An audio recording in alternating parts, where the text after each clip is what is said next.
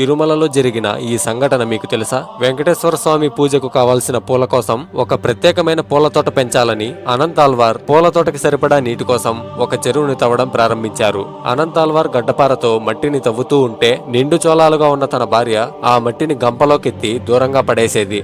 ఇదంతా గమనిస్తున్న వెంకటేశ్వరుడు ఒక బాలుడి రూపంలో అక్కడికి వెళ్లి చెరువును తవ్వడానికి మీకు నేను సహాయం చేస్తానని చెప్పాడు. కాని అనంతాల్వార్ దానికి అంగీకరించలేదు.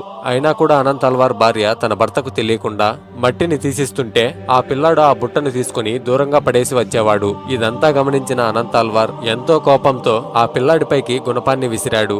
ఆ గుణపం పిల్లాడి గడ్డానికి తగలడంతో ఆ పిల్లాడు ఆనంద నిలయంలోకి వెళ్లి మాయమైపోయాడు. ఆ తర్వాత శ్రీవారి గడ్డం నుండి రక్తం రావడం అనంతాల్వార్ గమనించారు. తన తప్పు తెలుసుకుని తనను క్షమించమంటూ స్వామివారిని వేడుకున్నాడు. గాయం వల్ల కలిగే బాధ నుండి ఉపశమనం కోసం స్వామివారి గడ్డానికి తగిలిన గాయంపై చందనం రాసి అలాగే పచ్చకర్పూరాన్ని అద్దేవారు. అలా అప్పటి నుండి స్వామివారి గడ్డంపై పచ్చకర్పూరం రాయడం ఆచారంగా మారిపోయింది. ఓం నమో నారాయణాయ అని కామెంట్ చేసి ఛానల్ కి సబ్స్క్రైబ్ చేసుకోండి.